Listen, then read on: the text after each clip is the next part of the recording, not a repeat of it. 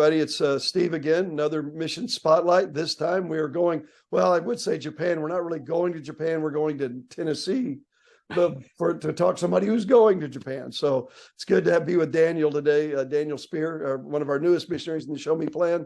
And he and Kate and their little ones are getting ready to leave for Japan in the next 4 days. And so we want to talk with them a little bit before they left. So Daniel, how are you doing today? Tired, to be honest. Yeah, I can imagine.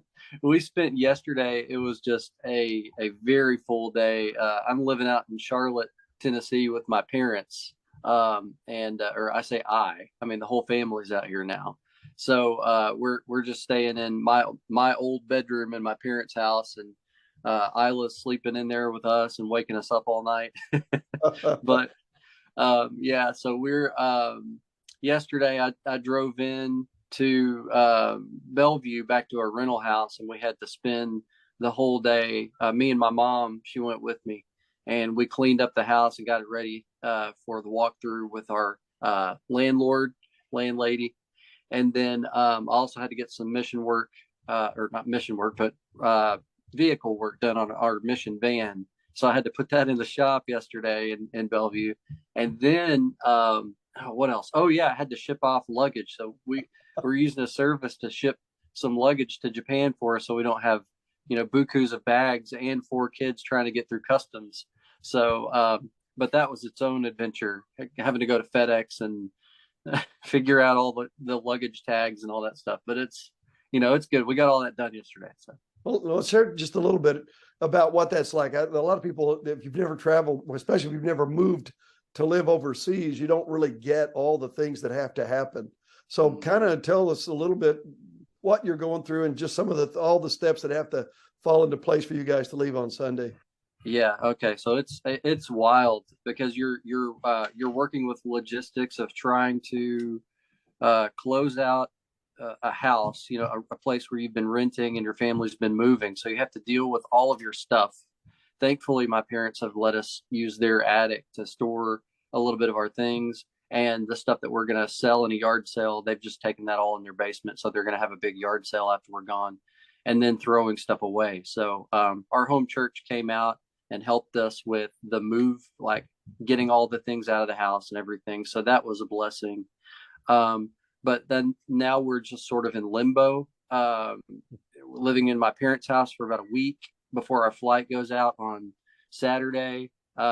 And then I looked at the requirements for entering Japan as far as like the COVID stuff goes. And if you didn't get a booster shot, then you have to get a COVID test 72 hours before the flight. So I had to schedule COVID tests for me and Kate and Audrey we're praying that those will come back negative, so there aren't any holdups. But because none of us got a booster shot, we had the first 2 in the vaccine, but we didn't have any more. So trying to organize that, close everything down, and then also what we're trying to do is on the Japan side of things. So we're talking to Doug and Miriam in Japan, and we're trying to coordinate what it's going to look like for us to land there the first few days. I had to order SIM cards through a company, ship those to Doug and Miriam's house so that we would have cell phone access when we get there without having to register through a phone company, because we won't even have a registered address when we land there. We have to go to the city office and do that. So yeah, it's just a lot of coordination. One of the things, like, I'm going to have to get up at like 1:00 in the morning tonight and talk to Doug on FaceTime, because they're moving our stuff from Tokyo up to Hokkaido. There's a company that we had do that for us, the things that we had left over from our internship. And so they're moving those up to the house. And so they're doing that at 2 to 5 p.m. in Japan. So Doug was like, "Hey, could you FaceTime?" And I was like, "Yeah, I'll do anything."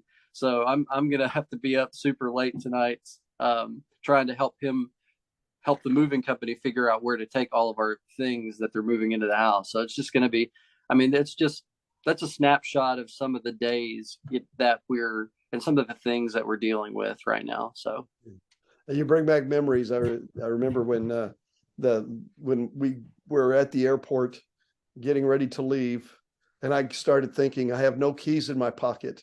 We have no house. We have no car.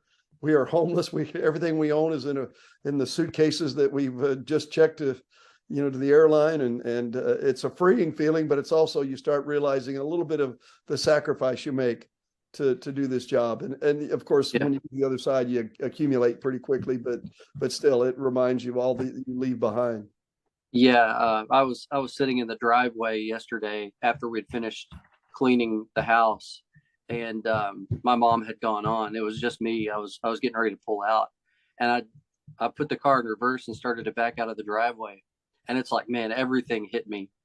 Everything hit me all at once. Like all the memories and everything that you had at that little place for 2 years. And we added another member to our family in that little house.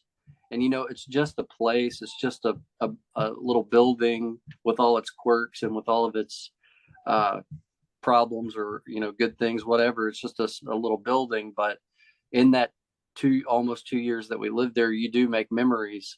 Yeah. And when you're pulling out of that driveway and you're putting, closing that another chapter in your life there, it does feel like grieving a little bit. Yeah. And one of the things that we learned through CIT is that missionaries go through constant waves of grief, because you're constantly having to say goodbye to people on this side and in Japan, or wherever field you're serving. You have to say goodbye to people for a few years, and then when you come back, they've moved on with their lives, and it's hard trying to reconnect and all of that. But it was also, as I was pulling out, it was sort of bittersweet too, because we did make a lot of good memories there, and the Lord really has blessed us and allowed us to live there. And yeah, we're excited about the next phase, but at the same time, it's just all these it's a weird mixture of emotions. Yeah. Well, and let's move to just, and we've kind of maybe already talked about a couple of things here, but what's your greatest blessing right now, but also what's your greatest challenge? I think one of the biggest blessings we've had is just seeing the Lord work on the Japan side of things in preparation for us to get there, because we were asking people to pray with us specifically about our housing, where we would live and everything.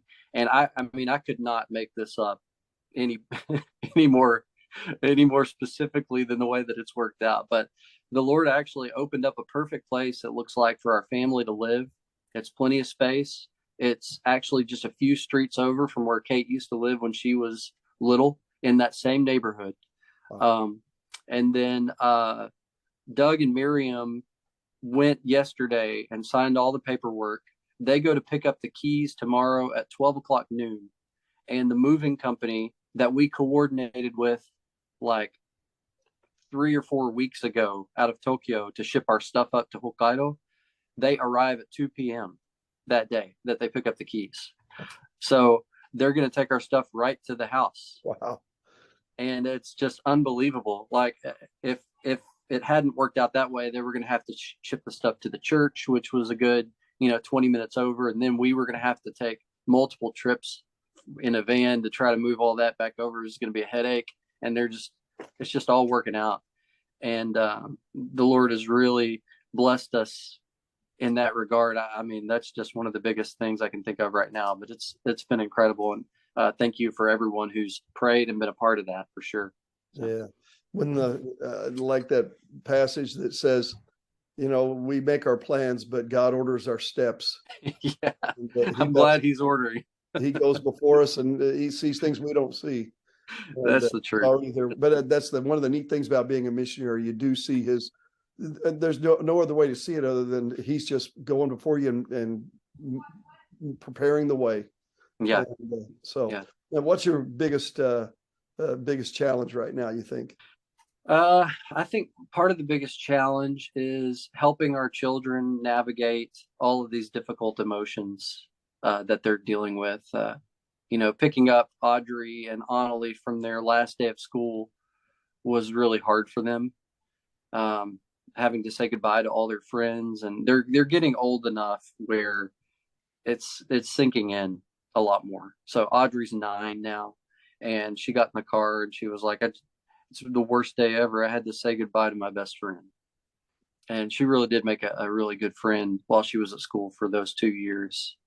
So one of the things we're doing, it's a challenge to us because we're so busy right now that we really have to be deliberate and slowing ourselves down enough to help our children to navigate through these emotional changes that they're going through and not build up resentment toward us or toward mission work, for why is this happening in my life, and blame all that negative emotion, all that stuff on that. So we're trying to really shepherd our children through this process, and it's a challenge. It is, but one of the things, like for example, we're doing is tomorrow. We have some things that we needed to do in Bellevue anyway, or close to where we're living. So we're taking Audrey with us, and we're going to meet up with her best friend for lunch and let them play at the park for a little bit while I do some stuff, and things like that. But it's one of the bigger challenges, and international travel with them, that's going to be its own thing. 4 kids, 11-hour flight. Pray for us. We only had one, and I remember some nightmare memories as well. God is good, but there are some challenges. Yeah. Oh yeah. Well, let's finish up with and we kind of probably already have sort of taken care of them, but just 2 or 3 things you'd really like for us to remember to pray for as you make this adjustment from the United States to Japan. Yeah. Pray for the people that we're going to live close to. We really want to start well. And by that, I mean, go ahead and start the process from the moment that we land in the neighborhood where we're going to be living. We're planning on a 4-year term, Lord willing.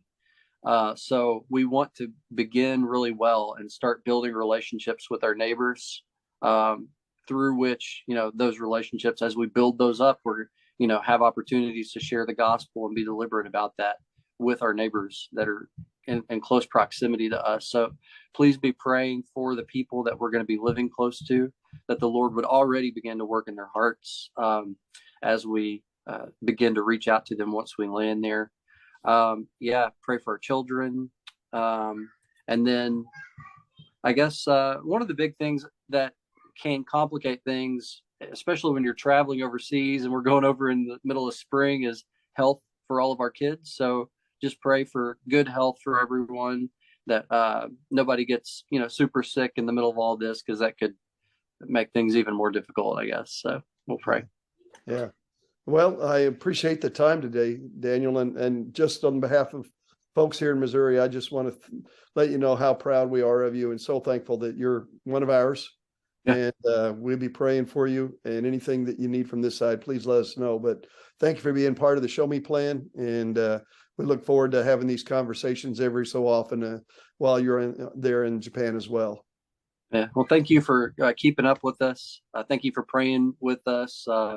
And if anyone who's watching the video isn't signed up for our email, feel free to do that. You can send me an email at dspear@iminc.org. If you want to be added to the email list, I can do it manually. Be glad to do that and keep you updated with our family. So thank you.